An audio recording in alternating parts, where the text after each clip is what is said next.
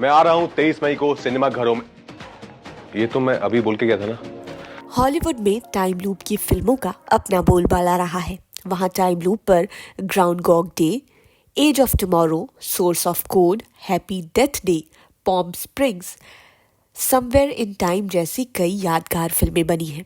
हमारे बॉलीवुड में time loop पर लूप लपेटा, भाग जॉनी, बार बार देखो जैसी गिनी चुनी फिल्में ही आई हैं। अब इस कड़ी में निर्देशक करण शर्मा की भूल चूक माफ भी जुड़ गई है।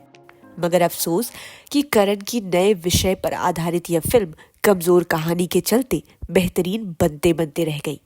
भूल चूक माफ एक ऐसी प्रेम कहानी है जो बनारस की गलियों से निकलकर भारतीय मिडिल क्लास सोच, सामाजिक अपेक्षाओं और भाग्यवादी सोच की गलियों में घूमती है।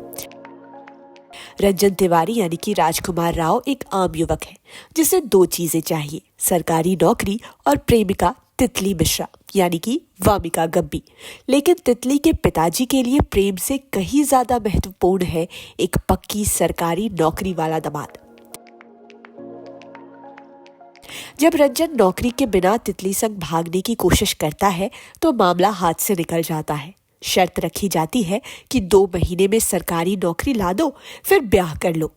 रंजन मन्नत मांग बैठता है और फिर फंस जाता है एक टाइम लूप में, जहां हर दिन 29 तारीख दोहराई जाती है, लेकिन 30 तारीख कभी आता ही नहीं है, जो उसकी शादी का दिन होता है।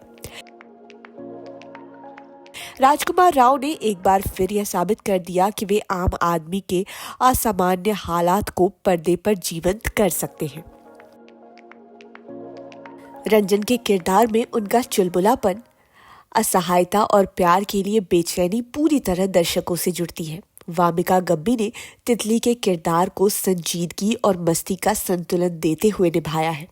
उनकी आंखें अभिनय से ज्यादा बोलती हैं और स्क्रीन पर उनकी मौजूदगी एक नई ऊर्जा भरती है।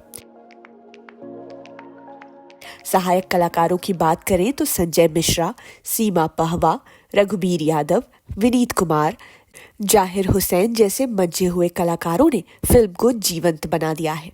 हर किरदार अपनी जगह अहम लगता है और फिल्म को एक सामाजिक विश्वसनीयता देता है। करण शर्मा ने इस फिल्म को न केवल निर्देशित किया है बल्कि इसकी पटकथा भी लिखी है। कहानी एक साधारण प्रेम कथा होते हुए भी असाधारण घटनाक्रम यानी कि टाइम लूप से जोड़कर उसे दिलचस्प बना देती है। फिल्म का हास्य संवादों और किरदारों के टकराव से उपजता है, जो कभी कभी हंसाते हैं तो कभी कभी सोचने पर मजबूर कर देते हैं। फिल्म की सबसे बड़ी कमजोरी इसका संगीत है।